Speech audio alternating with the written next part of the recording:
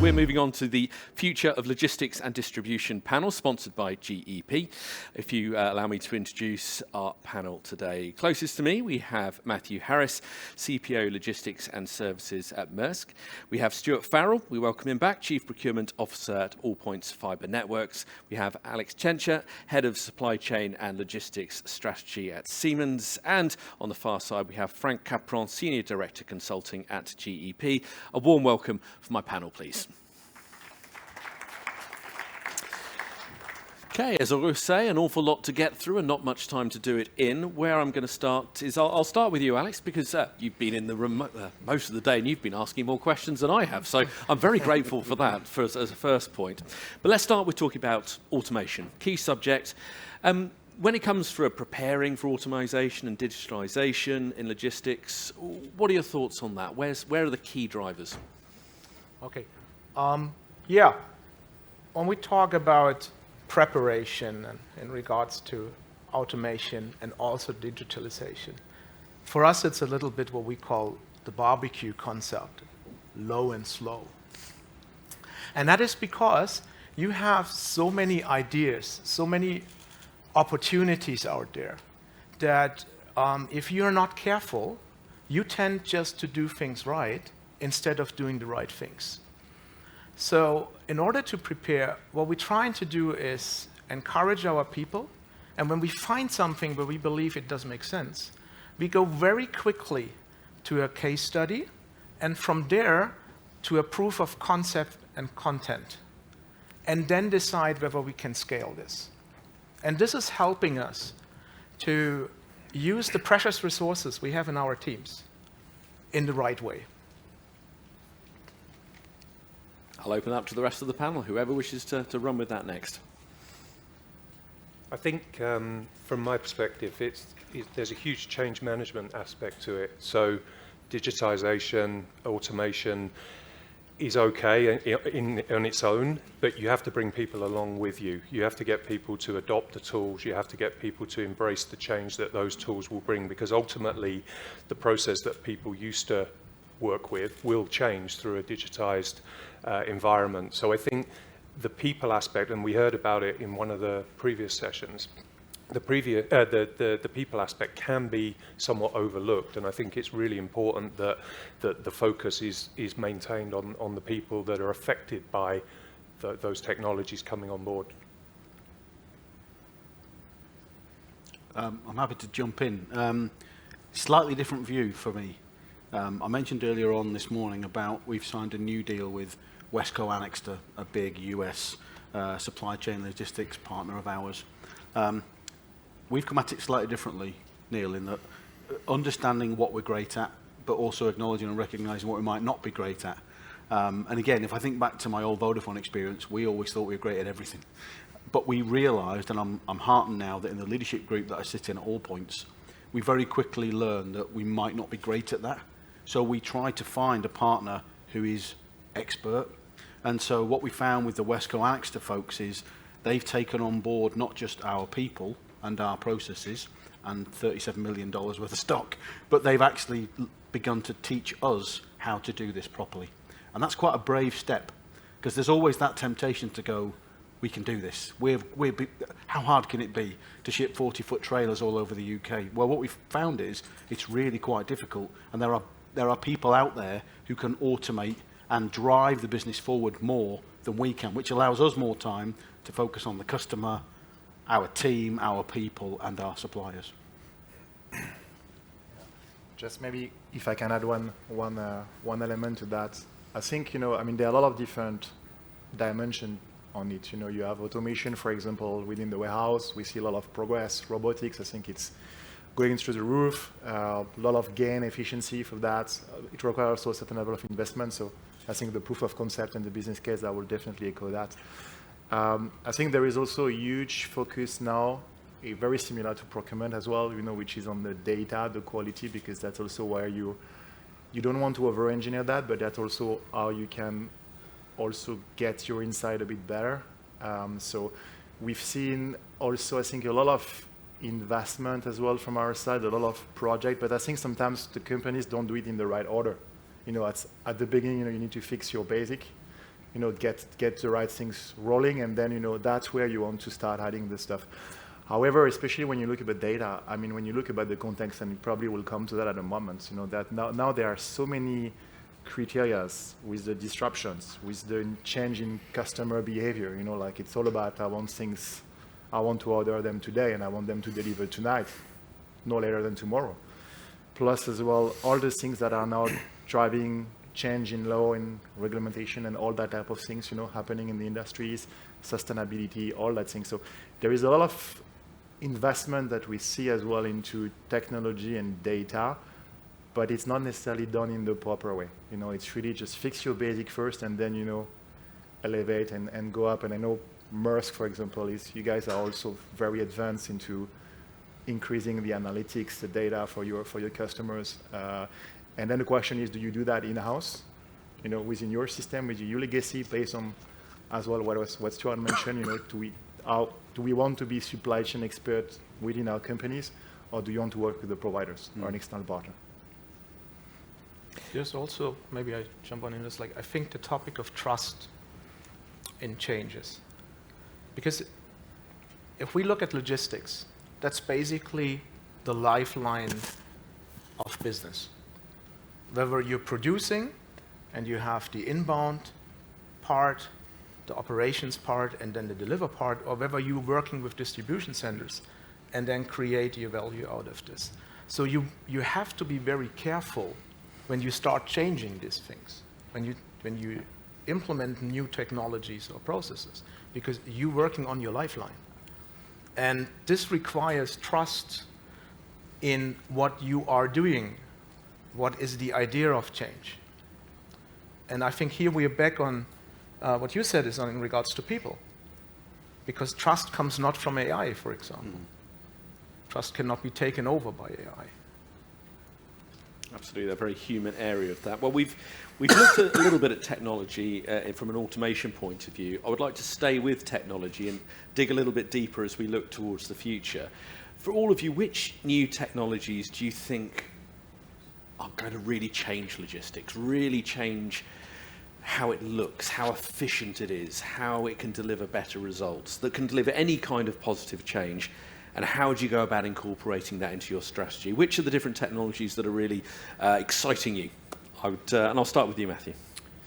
Yeah, there's so much, and I think there's been so much advancement in technology in this space over recent years. And there's obviously technology that's out there today that will continue to mature and become more prevalent. And there's also technologies that we're clearly not aware of yet that will come on stream. For me, I think the sort of autonomous solutions, autonomous vehicles, autonomous drones doing deliveries, drones in warehouse environments, etc. I think that's really exciting and interesting. There's a lot of hurdles to overcome to make those technologies widespread, but I think there's a real opportunity there, and particularly if you think of labor skill shortages, etc., where we can replace and supplement warehouse operatives with technology like drones to do stock picks, for example. I just think there's a real opportunity to balance the skills shortage with technology to support the business. I'll open up to the rest of the panel. Whoever wants to run with that next. For us, I think inventory management is an area we desperately want to try and get better at. I'm happy to say that whilst I'm sat here, I've got guys out on the road this week doing our quarterly stock take, and they didn't thank me for the weather this morning. I've already had Ernst & Young out with the guys doing the physical stock take. But I was talking to some of the folks outside in the auditorium about inventory management, and at what point does assetization of stock that for us is going in the ground is cost effective enough to be able to follow the full life cycle of the product?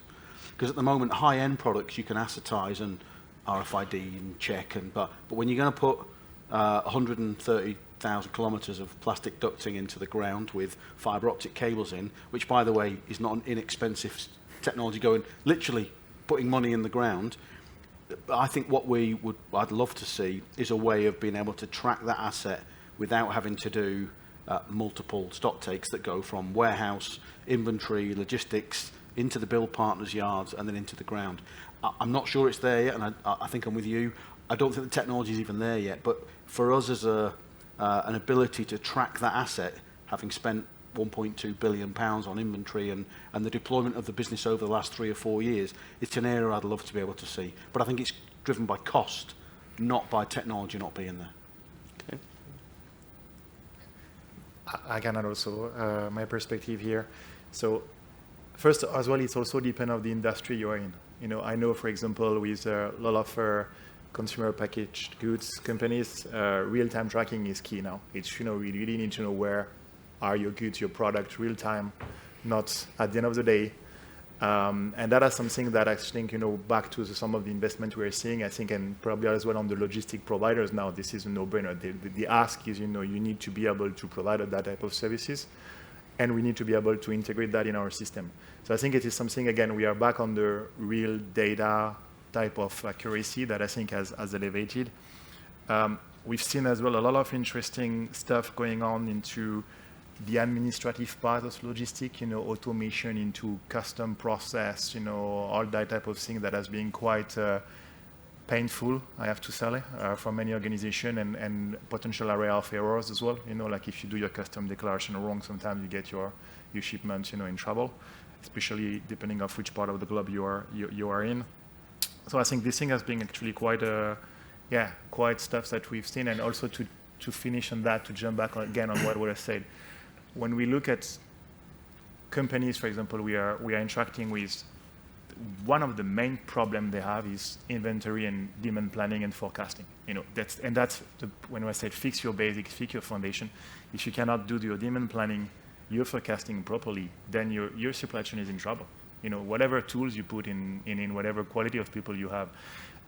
So we see, and this is an area when I think digital and AI have a really good card to play, forecasting, demand planning. Again, what I do is all your data and how do I anticipate that. But for me, this is really an area when we still see a lot of companies significantly behind. And that's even well-known brands with large organizations. Their demand planning and inventory is not managed properly. I don't know if it's your case on Siemens, probably not, but it's an issue that we've seen a lot. Perhaps I could just pick up on something Frank said there related to data and bring it back to the procurement context, because within our procurement function at Maersk, we, for our landside transportation, we have a rate repository of roughly 3 million rates. We operate in over 120 countries, so clearly moving containers landside is a huge array of rates and routes, etc. What we found is, in the past, when a vessel was en route to a particular port, we move around 12 million containers a year. So when a vessel was en route to a particular port with, say, 1,000 boxes for that port, those boxes would arrive, and we would find that actually, despite having that huge rate database, there were routes where there wasn't a rate in the system. And so we've developed a solution whereby there's a signal sent from that vessel and the manifest of that vessel that identifies which of those containers doesn't have a rate in our rate database or a supplier to carry that movement. And then there's an autonomous process that takes place which sends out a rate request to our supplier base to obtain a rate, touchless, obtain the rate, agree the rate, do an autonomous negotiation, embed that rate in the rate database with a certain short-term validity, and when that vessel arrives in the port, there's a supplier ready and a rate agreed to pick that container up and move it to the customer. What would have happened in the past is someone would have had to pick the phone up and try and find a solution. So I think, you know, from a procurement context, that data element, even when you've got vast quantities of data, there's still areas where you have data missing, and there's solutions that can solve for that. That's fascinating. Yeah. Wow. Yeah, I got like maybe a quick one. I think there's a lot of things you guys mentioned already. We look on 3 buckets. It's the real-time tracking. We learned this very hard during COVID times when our production in India was going in shutdown. By sudden, we had to understand how much deliveries on material are going to these factories, and how the heck are we able to access the SAP to reschedule these orders, right? This is material on the way.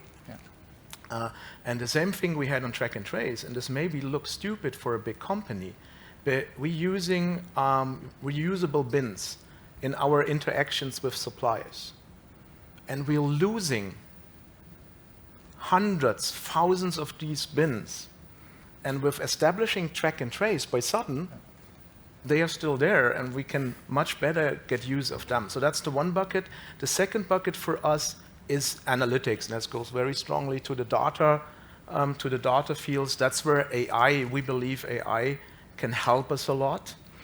And the last bucket we are addressing is the predictive modeling. Especially in this agile times, if I want to phrase this positively, or in this challenging times, we need to have structures, tools, technology that allows us to simulate very quickly. In the past, I remember this 20 years ago when I started, you created a task force, and this task force were coming together, and then you reported to the board. And basically, it took like a week, and then they made a decision, whether we buy extra air freight, or whether we restock, or we replenish, whatsoever. Nowadays, this is like, it needs to be done in hours, because if we don't do this, the capacity will no longer be available on the market, right? And you cannot then fulfill the customer experience you strive for. So the predictive part is also something where we are looking very consciously and seeing, like, is there something that we can apply and use? As we're looking towards the future here, it'd be remiss of us not to spend some time about sustainability, because with it being absolutely hardwired into every decision now, it's what shocks me is a few years ago when I was doing this, it'd be sort of, it's an addition, and in such a short space of time, it's the Blackpool written through the rock. It's everywhere. So how can we continue to better integrate sustainability initiatives into the future of logistics? It's a lot there now. There needs to be more done. What are our thoughts on that, about how we can continue to really ingrain it? If we can start with you, Frank, on this one, please. Big question, big topic. I'll try to be crisp on it.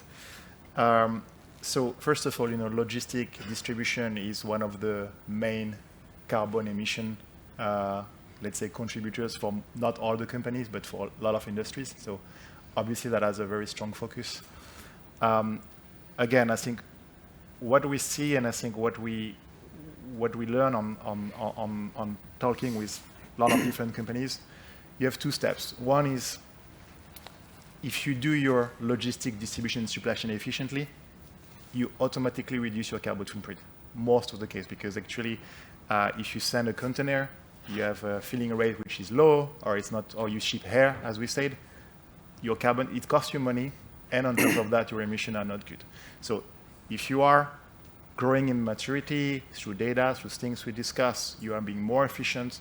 In most of the case, you have a positive impact. And in general, this is what all the companies are looking for, because it reduces cost, and on top of that, it's sustainable. It's a win-win.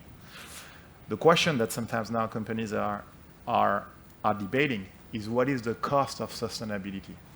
Yes, I want to have all my trucks electric and do all my delivery with electric trucks.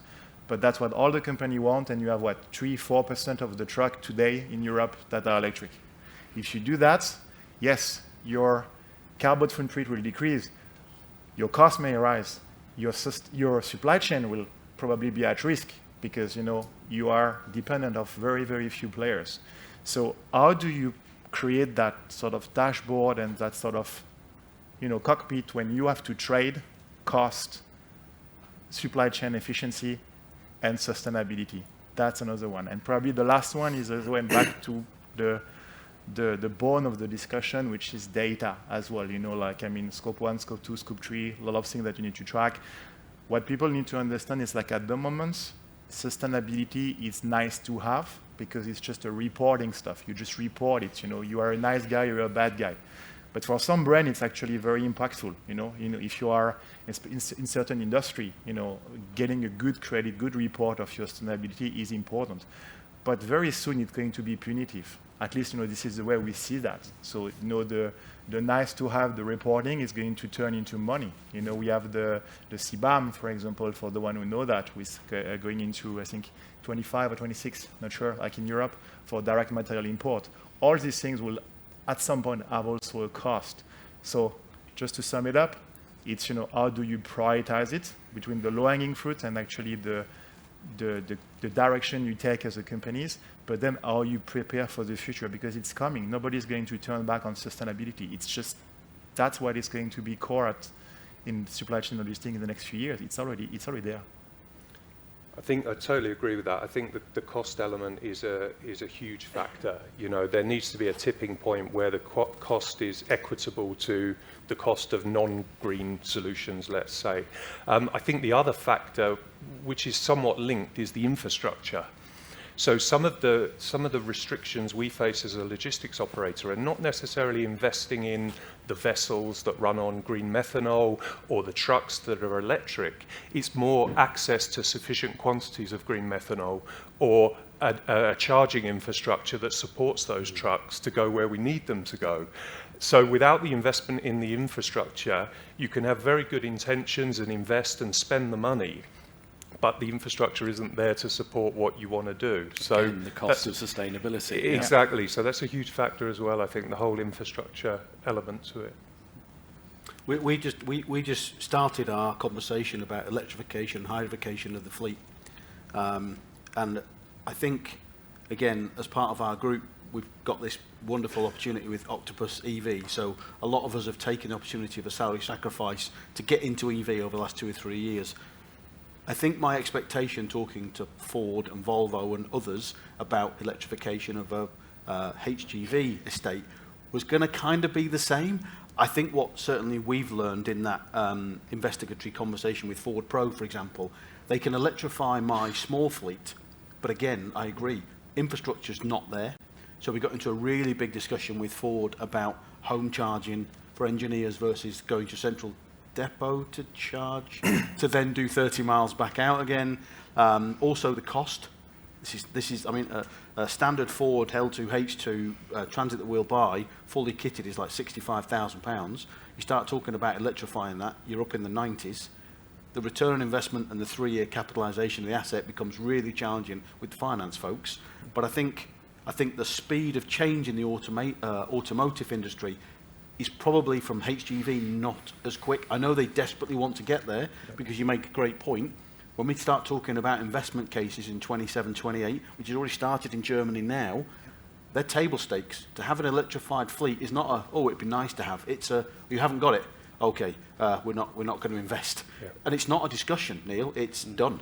And so I think working closer with the automotive industry is really important, but they have their own challenges with legacy manufacturing plants, the way they used to build, the history they've got, and trying to transform that, as well as battery storage. And is battery the right way for heavy goods vehicles? If you look at what Jaguar Land Rover is still testing today, they still have, I think, a small eye on hydrification, which is then volatile and worries about safety. So I think it's, I mentioned earlier about timescales. I'm always quite good at, right, come on, let's go. I think with the electrification or hydrification of a fleet, I think we just need to work closer with the manufacturers of the automotive industry to get there together, not wait for them to deliver the next truck for us to use. I'm sure you guys are seeing that, or out talking to Volvo and Ford. Yeah, absolutely. And also we're trying to help support that in that we're not waiting for the infrastructure to be there. We're equipping our terminals, our warehouse facilities with charging points so that our suppliers can have access to that, so there's more of an incentive then for our supply base to decarbonise, to electrify, because they have the opportunity to charge at our facilities. But our facilities are one thing. There's a much bigger geographical area that those vehicles operate in. So yeah, it's an interesting point. What we try to tackle, and it's honestly very simple said, but based on the network that we have, is mode shift. My network is around 220 warehouse locations, and we talk about 110 production locations worldwide. You cannot imagine how often I talk still to, as of today, to plant managers who are going to tell me I only believe that the material is ready for production in my factory when I physically see it. And that's why I air freight it. Because there's so many dangers that can happen in the world, so I use air freight. So this first step for us, the whole mode shift thing, going away from air freight where it's not necessary. Understanding, creating this culture of trusting the supply chain, trusting our logistic guys who are doing their daily job. And then there is a second big thing that we address. And yes, we do the electrification. We have some of the trucks test in the field. We work on the last mile. We have some bicycle deliveries. We think about drones, all of this. But another topic which has not really strongly mentioned today and also yesterday in these discussions for me is the design to sustainability. My company is producing. So if I want to create a future for my logistics guys where they can highly perform in sustainability, I need to start in the product design. I need to enable them so that they, for example, can easier pack, different pack, that they can better stock. Think about projects where we say like, okay, it would be nice to air freight this, but unfortunately design has created a panel that is too high for a container, which makes it like a heavy-duty transport. So that is a starting point where we know going out to these cross-functions and starting this process of designing something for the future that enables our logistics guys to be sustainable. Where I want to take things next, it's something that you've all touched on in slightly different ways in some of those answers, and that's about collaboration. The future of logistics and distribution, as you were saying there, about EVs, about design, about data. It isn't just something you have control over. Your partners are crucial. And Stuart, I'll start with you on this because you brought up the perfect example here. Which is why you made me jump onto this question about EVs and the collaboration that's needed there. How do you go about working with partners to try and innovate and meet those changing needs? Because you can't do it on your own. How can that relationship help power the future? I know a vast question. That's very wide. I'm going to try and keep this quite tight. So I know over the last few years we've started talking about scope 1, scope 2. And it's become a bit of a catchphrase in terms of do you understand your own scope 1 and scope 2? One of our objectives for this year is to try to work with our largest 20 key strategic partners on helping them understand their scope 1. Now, I've got suppliers like Nokia and Adtran and Cisco and Juniper, and they've got these amazing brochures of, this is my ESG report, and it comes in this 28-page thing. And by the way, that's amazing. But that's probably only about 50% of our supply chain big partners. It's the small and medium guys who, for example, in our civil construction part of our business, will be digging highways, relaying tarmac, putting back grass verge, civil infrastructure, critical national infrastructure, road closures. That's an education piece, Neil. And we've set this year a target for all of those 20 to at least to be able to report their scope 1. And again, I know that at the sustainability event the other week, there was talk about how do we work with those partners and educate. And by the way, when I say educate, I don't just mean them. I mean me and us and my team on what do I need them to go and look for. And I think that's it's a big key point for us. It's one of our bonus objectives this year as well. So it's certainly got a lot of attention, but rightly so. And I think from a supply chain point of view, and logistics, if I think about, and I've mentioned them already, but our Wesco Annexter partners, they're very much in that bracket of Nokia, Adtran, Juniper. They report this globally. In answer to your question, I don't see an awful lot of steerage I can give to Juniper and Nokia and Adtran and Ford, where I think I can give more attention and have more benefit, not only to the reporting, but also to the environment, is to focus on those small, medium partners who, some of them, don't even know what scope 1, scope 2 is yet. That's hard yards. That's a good 3 or 4 years. But to get to a baseline with those medium and small partners that support and work within our logistics and supply chain area, who get the deliveries from Wesco to the yards, before it goes in the ground, How do we track that carbon footprint from them? That's hard, and it takes time, and it takes education. So maybe I'll add a few things on that. I think you talk about partner, and I think it's the right terminology. Don't talk about suppliers, especially when you look at distribution and logistics. Again, depending on the industry you have, but like few years back, and we still see some companies doing that. It's like procurement take volumes, they go to tenders, they bid down the price, they go with the cheapest one, they celebrate. But that's not how you create partnership, especially with logistics and distribution. So if you really want to get benefits and sustainability on those things, you need to be a customer of choice. That's always what I'm actually trying to. How do I become a customer of choice? How a company like Maersk, for example, will give us the best that they have. They will give us their electric truck. They will give us access to the new technology they are developing. And in general, a lot of people still drive those contracts by penalties.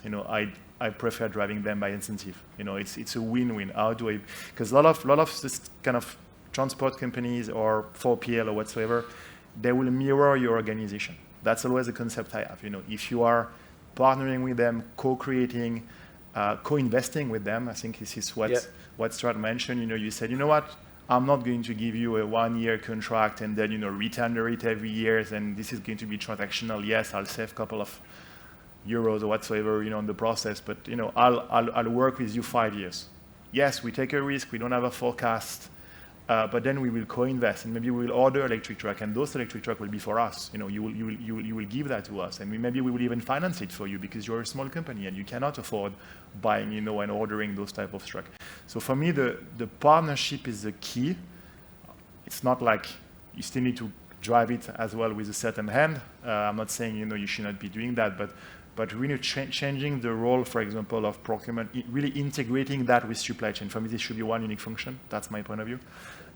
Into really getting those customer of choice, partnership, co-creation, and not just I'm beating you down with price and I go with the cheapest option.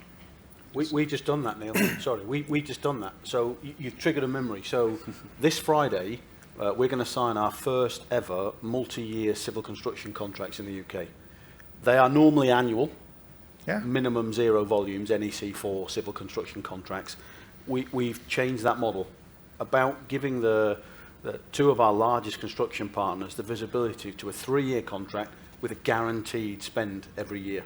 Now that puts pressure back on my operational guys that they've got to make sure they've given them enough widgets that can be bought through the supply chain, because I'm going to pay them the minimum every month anyway. But it also gives the supplier, the partner, the ability to invest that money in things like ISO accreditation, their Scope 1 emissions, the way they run their business, the safety of their team, minimum wage, living wage. All of a sudden we've got into we've had in the last few weeks with Pat and Stuart, the MDs of the two construction companies we're working with, we've started to have much broader conversations than price. And as I said to a lady I was chatting to earlier outside, price is important, but for me, price is going further and further down in the decision making. Ethics, environment, I can almost see price potentially getting into the second half of the decision making after all of those other key elements. But I agree with Frank's point, being able to have the foresight to give a supplier more longevity and to be able to underpin that with capital means that when you're asking the question of, would you like to have a conversation about ESG or cyber or ISO or HSE, whatever it might be, there's much more of a wanting to have that conversation as opposed to keep chipping me on a rate card, which is not helpful for anybody. Sorry. No, absolutely right. And yeah, I was going to touch on a couple of points that you made, so I won't repeat what you've said, but I think it shows the maturity of procurement as a function. As procurement has evolved and become more mature and more embedded in an organization, that sort of focus on price, whilst that will always be there to a degree, and I think you mentioned it in your earlier speech, but that'll always be there, but there's so much more now. And really, the chipping away at the price compared to the value that you can attain from a partnership and from a longer, more strategic relationship, I think the chipping away at the price almost becomes irrelevant compared to the value that can be generated by doing things slightly differently. It's an interesting point, but it makes me thinking about, like, we're talking from a very high level. We say, like, okay, we are healthy companies, so we can afford co-invest with, for example, suppliers. Yeah. If you talk about the topic of e-mobility or e-trucks, especially, is like no one in Germany is gonna be purposely invest in this right now. They're much too expensive. The cycle time is not as they would need it. So it's more like a problem for them than an opportunity, just also technology-wise, but also process-wise. So I think, like, what happens with the mid-sized companies if, like, the big companies like mine are going with partnerships, long-term contracts, structures? Are we creating more hassles to the mid-size level, or do we support them?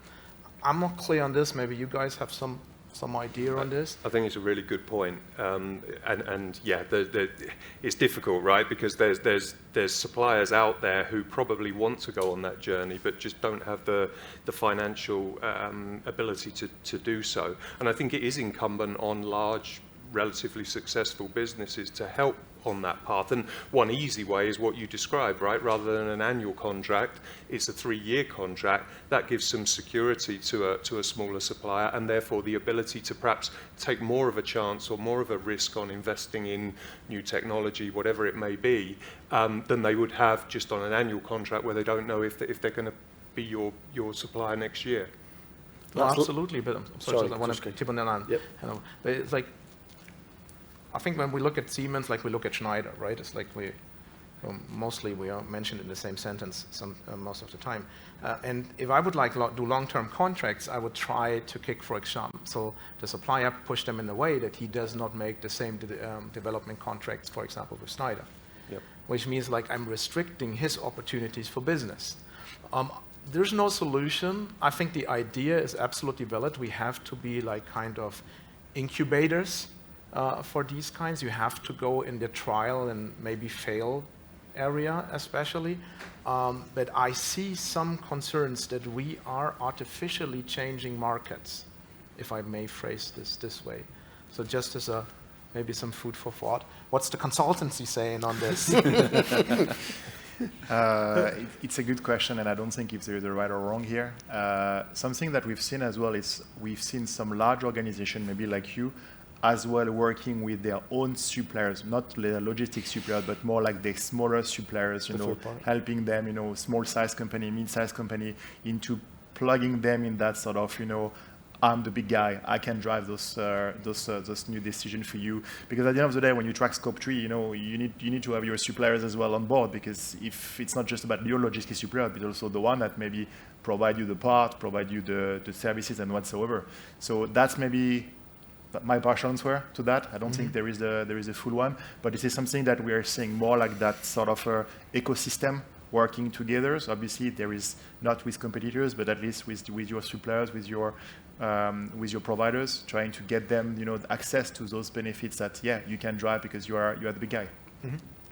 Well, I've barely scratched the surface of everything I wanted to go through, but I'm afraid we are out of time. So I'm afraid we are going to have to wrap things up there as we vaguely attempt to finish the show at a roughly approximation. It's reached that point on day 2 when I'm making up words. Approximation of on time. So my thanks to Matthew, Stuart, Alex and Frank.